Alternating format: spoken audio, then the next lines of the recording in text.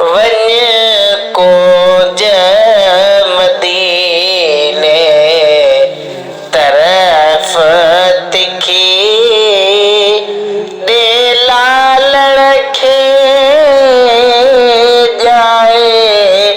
खतड़ो लिखी वञ कोंज मदीने तरफ़ तिखी दे लालण खे जाए खतड़ो लिखी वञ कोंज मदीने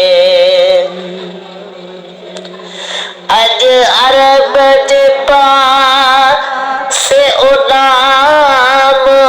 सिघो कर पेश वञी पैगाम सिघो अज अरब शरीफ जे